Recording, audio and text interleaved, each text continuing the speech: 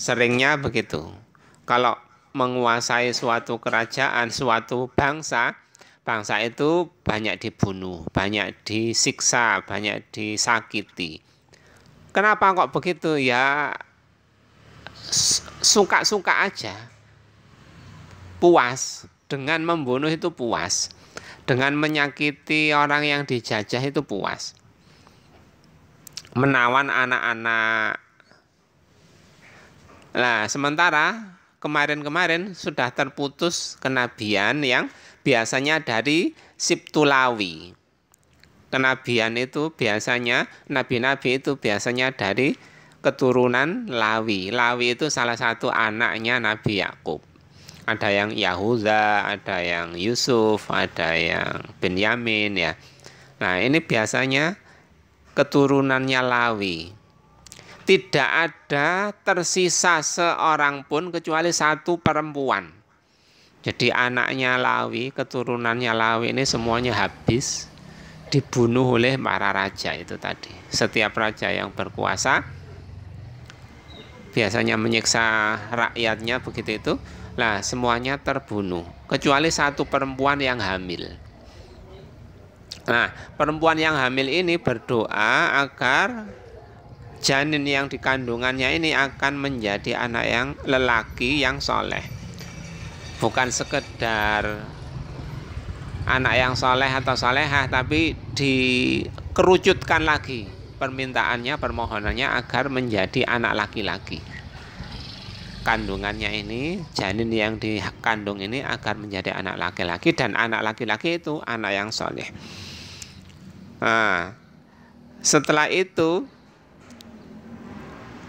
ditakdirkan Allah, dikabulkan. Doanya ini dikabulkan oleh Allah. Jadi yang lahir anak laki-laki.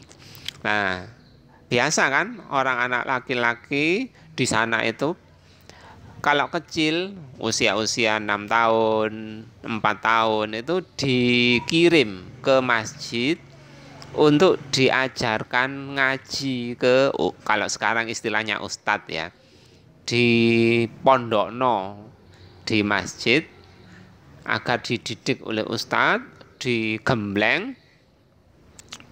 Namanya pendidikan itu enggak hanya pengajaran. Pendidikan itu pembiasaan. Dibiasakan, sholatnya dibiasakan, puasanya dibiasakan, dikulinakno.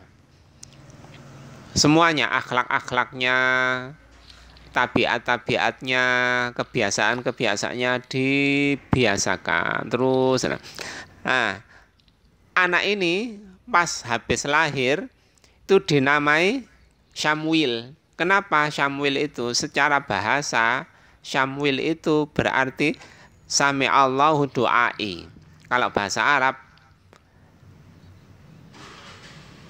istilahnya Ismail. Secara bahasa dalam bahasa Arab Syamwil itu berarti Ismail. Ismail itu artinya Sami Allahu du'ai. Allah mendengar doaku. Jarene ibunya begitu. Allah mendengar doaku karena anak ini dijadikan laki-laki, dan aku berharap anak ini menjadi anak yang soleh. Setelah usia agak tua, sudah usia dewasa, beliau Syamwil ini masih tetap tinggal di masjid, sering-sering ngaji, sering-sering mutolaah atau berguru ke ustadz, ke kiai, ke muallim. Nah, suatu saat beliau dipanggil oleh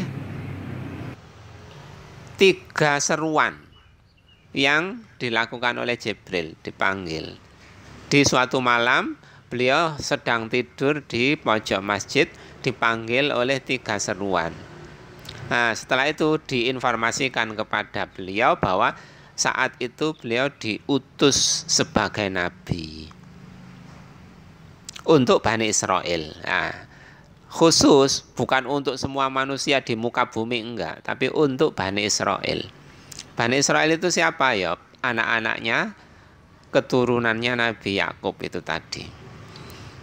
yang semuanya anaknya Nabi Yakub itu berjumlah 12 orang itu. Nah, untuk Bani Israel, Nabi Syamwil ini.